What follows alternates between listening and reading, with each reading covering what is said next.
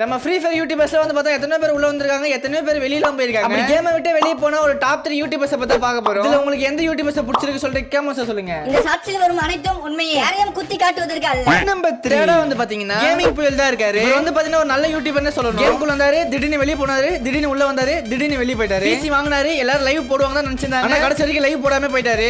ஏண்டா எங்களை இன்னமுமாடா நம்பிட்டு நம்பர் 2 செகண்டா எந்த யூடியூபர் இருக்காங்க பாத்தீங்கன்னா வார்லூஃப் தான் இருக்காரு. அண்ணன் வந்து பாத்தீங்கன்னா கேம் விட்டு எல்லாம் வெளிய போல, ஆல்மோஸ்ட் சமையல தான் ஃபுல்லா இறங்கிட்டாரு. அண்ணன் மீன் வறுவல் செய்ய ஆரம்பிச்சாருன்னா போதும் சும்மா வேற லெவல்ல செய்வாரு.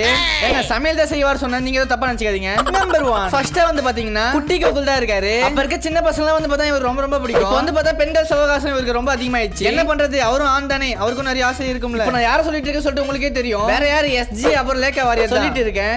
என்ன ஆளுக்கு கால் பண்ணி எங்க அண்ணனுக்கு ப்ரோபோஸ் பண்ணி வெறுப்பேத்துறீங்களா? லேக்கா வாரியர் ஆண்டி சிங்கிள்ஸ் பாவம் சும்மா விடாது பாத்துக்கோ. எப்படி இருந்தாலும் இந்த வீடியோ அவங்க பார்க்க மாட்டாங்க. அப்படியே பார்த்தாலும் எனக்கு பயமே இல்ல.